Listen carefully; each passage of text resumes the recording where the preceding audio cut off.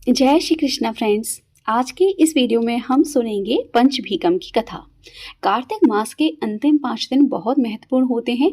देव उठनी एकादशी से लेकर कार्तिक पूर्णिमा तक इन 5 दिनों में कुछ नियम होते हैं जिनका पालन करने से आपको संपूर्ण कार्तिक मास स्नान का फल प्राप्त होता है। अंतिम 5 दिनों में हमें सभी नियमों के साथ साथ पंचभीकम की कथा भी रोज डेली सुननी चाहिए। तो आज की इस कथा को प्रारंभ करने से पहले फ्रेंड्स, आप सभी से प्रार्थना है, वीडियो अगर पसंद आए तो वीडियो को लाइक और चैनल को सब्सक्राइब जरूर कर दीजिएगा।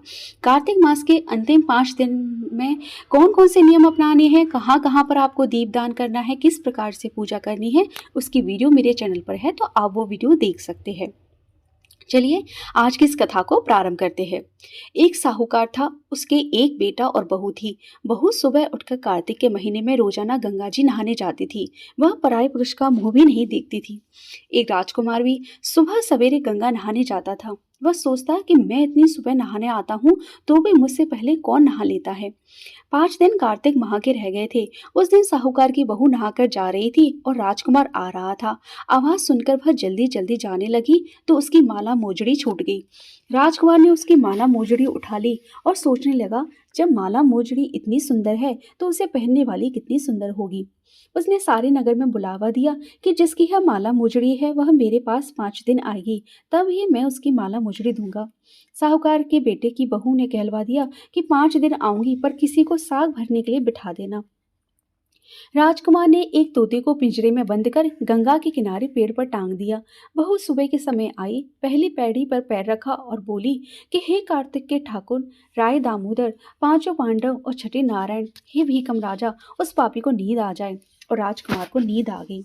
बहू नहा धोकर जाने लगी तो तोते से बोली, सुबह सुबह तेरे गल डालूंगी हीरा, मेरी साख भरियो मेरे बीरा। सुबह बोला, कोई बीर भी साग भरता है क्या? तब वो बोली, सुबह सुबह तेरे पग घालूंगी नेवर, साग भरियो मेरे देवर। सुबह कहने लगा, अच्छा भाभी, मैं साग भरूंगा। वह तो कहकर चली गई। राजकुमार हड़बड़ा कर उठा और सुबह से पूछा कि सुबह सुबह वह आई थी, कैसी थी? सुबह बोला, आवा की सी बिजली, होली की सी झल, केला की सी कामनी, गुलाब का सरंग। अगले दिन राजकुमार ने सोचा, आज मैं अपनी उंगली में चीरा लगाऊंगा तो नींद नहीं आएगी।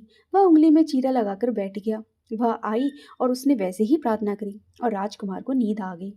वह स्नान करके फिर वापस चली गई। राजकुमार ने उठते ही फिर सुबह से पूछा। सुबह ने पहले जैसा ही जवाब दिया। राजकुमार ने सोचा कि अब मैं आँख में मिर्च डालकर बैठूंगा। तीसरे दिन वह आँख में मिर्च डालकर बैठ गया। सारी रात हाय हाय करके बिताई। बहू आई और उसने पहले की सी ही प्रार्थना की। राजकुमार को नींद आ गई। बहू स्नान करके चली गई। राजकुमार ने सोचा कि कल तो कांटों की सेज बिछाकर बैठूंगा। चौथे दिन कांटों की सेज पर बैठ गया, पर जब बहू आई तो उसको नींद आ गई। वह प्रार्थना करके नहाकर चली गई। 5वें दिन राजा आग जलाकर उसकी राख पर बैठ गया। वह उस दिन भी प्रार्थना करती आई कि आज भी मेरी लाज रख लो भगवान। राजा को नींद आ गई। उसने सुबह से साग भरा ली और कहा कि इस पापी से कह देना कि मेरे 5 दिन पूरे हो गए हैं, अब मेरी माला मोजड़ी मेरे घर भेज दे। राजा ने उठते ही सुबह से पूछा, क्या वह आई थी? सुबह बोला, आई थी और अपनी माला मोजड़ी मंगाई है। थोड़े दिन बाद राजा को कोढ़ हो गया। ब्राह्मण को बुलाकर पूछा कि सारे शरीर में जलन कैसे लग गई। ब्राह्मण बोला, यह कोई पतिव्रता स्त्री का पाप धरा है। राजा ने पूछा कि अब यह कैसे ठीक होगा। ब्राह्मण बोला, उसको तुम धर्म की बहन बनाओ और उसके नहाए हुए जल से नहाओगे तो तुम्हारा कोढ़ ठीक हो जाएगा। राजकुमार माला मोजड़ी लेकर उसके घर गया और साहूकार से बोला कि तुम्हारी बहू गंगा पर यह भूल गई थी, उसे यह दे दो और कह देना कि अपने नहाए हुए जल से मुझे नहला दे। साहूकार बोला, वह तो पराये पुरुष का मुंह भी नहीं देखती, तुम इस नाली के नीचे बैठ जाओ, वह नहाएगी तो तुम्हारे ऊपर पानी पड़ जाएगा। राजकुमार नाली के नीचे बैठ गया। जब वह नहाया तो जल के गिरने से उसकी काया कंचन हो गई। हे पंचभीकु देवता, जैसे साहूकार की बहू का सत रखा ऐसा सबका रखना। इस कहानी को कहते सुनते हुंकारा भरते हमारे सारे परिवार का रखना। बोलिए पंचभीकम देव की जय। श्री विष्णु भगवान की जय।